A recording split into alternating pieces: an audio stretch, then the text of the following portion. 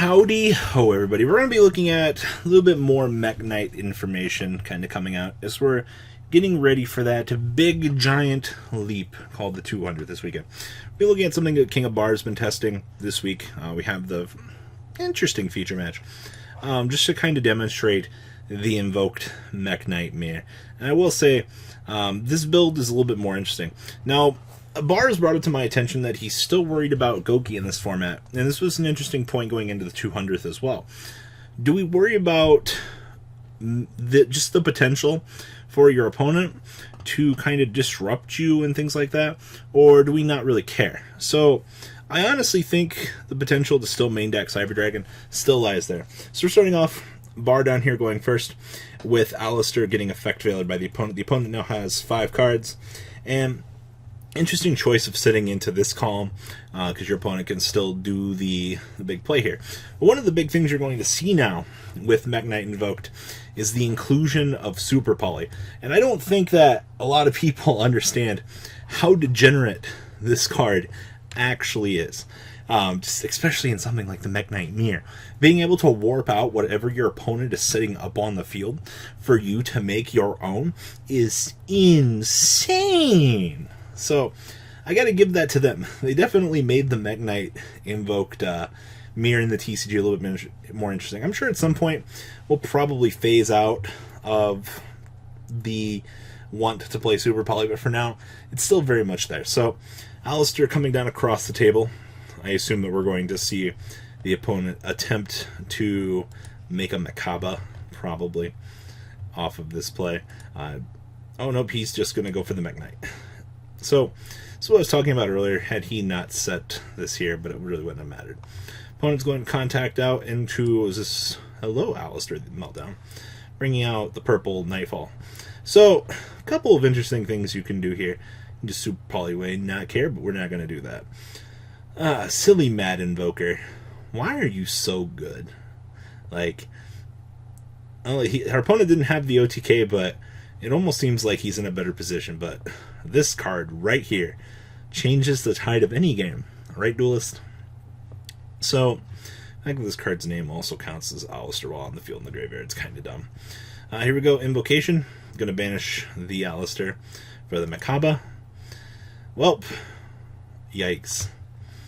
So, he's going to attempt to resolve Alistair the Invoker. He wants to go add an Invocation or Book of the Law to hand. So, no targets. Oh, so he opened up the Book of the Law. Oh, that's actually disappointing. Let's see here. End phase Super Poly. Oh my god. Uh-oh.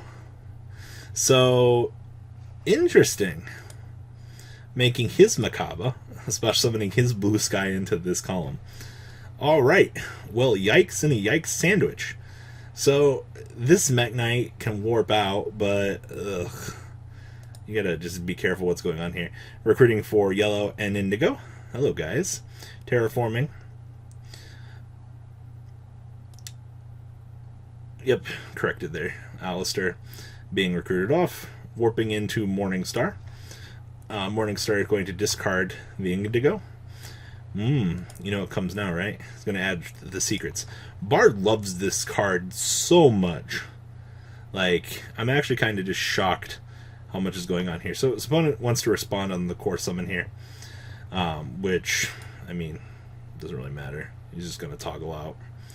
Popping. Oh, his opponent also had Super Poly. Making Macabre. Huh. This is cute. Well then. Everybody Super Poly. I Super Poly, you Super Poly. Yikes. Alright, cool. Well, I guess we're just going to resolve and make Macabre here. Not like it really matters. God, the Super Poly wars are kind of dumb. I didn't actually realize this Macabre for Macabre. Deck declaration. Yep. Alistair for the pop. Book of the Law rotating out into Melangelica, punching for 3k, and setting the secrets. And then out comes the secrets, Invocation. Yup. Hello, Caligula. So this is the big dark guy. If either player attempts monster effect, just get stupid stuff, and then only one attack per battle phase. It's that card that attempts to slow down the pace of the game. But hello, Morning Star, Blue Sky, Boral Sword. Yep. His opponent couldn't really do anything, unfortunately. So, Barr's current list, for all of you that are curious.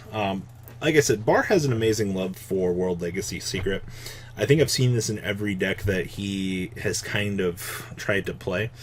But the deck has gotten a lot more, I want to say, toolboxy, as opposed to other things. Now, like I said, we're also focusing on Cyber Dragon because we want to still make sure that we can go second. Being able to special summon Cyber Dragon and eat off the extra monster zone can actually prove to be really powerful, especially in the really weird game state. Now, this build is a little bit more heavy on the Mekk-Knight engine. He is playing Red Moon and he is playing Yellow Star. Now, you can cut down on this. Kind of just depends on what your aspects and ratios can be. Especially if you're playing this deck. I'm sure we'll see all kinds of success from builds not playing Yellow Star, builds playing just Red. It's all kind of just dependent on the player at the moment, so it's kind of something to keep in mind. So anyway, onwards and upwards to the deck profile. So we have 3 copies of Alistair. This is going to be your heart and soul of the deck. I think 3 is fine, because this is literally your main engine. 3 copies of Ash Blossom. We were talking about Ash Blossom becoming the best hand trap again. Card kind of falls out of favor. It's like, you're still going to play it, but it's not going to be that good. And then it's like, oh no, the card's got insane value now. Like, this is what we wanted. So, I think Ash is definitely back on the block for probably best hand trap. 3 copies of Cyber Dragon. Some of you might find this to be a little bit much. You can just cut one of these if you really want to play the other copy of Impermanence. It is strictly up to you for what you want to do for testing reasons. 2 copies of Effect Veiler and 2 copies of Ghost Ogre. We have 7 overall hand traps. Mix, match, test what you feel is good. Having success with Ogre and Veiler right now with the Impermanences seems to have been the best way to go, according to Barr's test. Now, the Mekk-Knight engine's pretty stacked here. 2 blue, 1 indigo, triple purple, 1 red moon, and 1 yellow. I think this is the maximum number that you want to play. I would not stress any more than this. You start running into consistency issues if you try to push more. 2 copies of Called by the Grave. I think this might actually become a staple at this point. Just making sure that your opponent can't hand trap you seems to be the best way to go about things. Now, some builds are playing Instant Fusion, some aren't. If you're playing Instant Fusion, you get access to Raijin. Or Raijin. A lot of people also playing the Thousand Eyes Restrict. Depending on what you're doing, just more spot removal, depending on the situation. I've seen stranger things happen in this format already, so something to keep in mind. Then we have 2 copies of Invocation. Yeah, right number. And then 3 copies of Magical Meltdown. 1 Monster Reborn. Super Poly. I think this might just be a phase at the moment. We'll see if this fades out past the 200th, or if we continue to play this, depending on where things go. Then we have 2 copies of Terraforming. Yay, field spells. 1 Book of the Law, because we need it. 1 copy of World Legacy Succession. Once again, that very, very beautiful ping or revive. Ugh, why did I think ping? And then 2 copies of Impermanence and 1 World Legacy Secret. This man has so much success with this card. I don't get it. I don't like this card. The extra deck down here. 1 Trisbania, 1 Morningstar, 1 Link Karibo, 1 Phoenix, 1 Cerberus, 1 the Mad Invoker himself, 1 Omega, 1000 Eyes Restrict, 1 Mud Dragon, 1 Raijin, 1 Purgatrio, 2 Makaba, 1 Malangelica, 1 Chimera Tech, Mega Fleet. On the side deck, we have triple Gamma, triple Skullmeister, 1 Driver, 2 Shared Ride, triple Twin Twisters, and triple Red Reboot. Something I do want to bring to your attention is Typhoon. A lot of players are kind of starting to head towards Typhoon as a side deck card, and something that you can work with in this build as well. Being able to hit the Sky Striker multi-roll as you see fit is definitely something powerful. It's also up to you if you want to play the Gamma package. Just additional hand traps for you to have access to. I mean, there's nothing absolutely wrong with it, but just kind of pick your battles when you're side decking so you know what you really want to bring in and how to adjust and things like that. So guys, this is King of Barr's current Invoked deck list for you guys. Looking to see how he does this weekend at the 200th. And, well, guys, that's all I have for this video. Do you guys like this build? Do you guys not like this build? Please leave a comment down below. Tell me what you guys think, and I'm out, guys. Peace. The ride never ends, guys. Make sure you enable those notifications to get the latest videos that are being posted on this channel. Make sure you guys check out VanCole40 for my Cardfight Vanguard channel. And join me and House of Champions on the Zodiac Duelist TV Twitch stream. We'll be interacting with our audiences. And please check out No Limit Gaming and LGTCG.com for the cheapest trading cards on the market. Thanks for watching, guys, and please have a good day.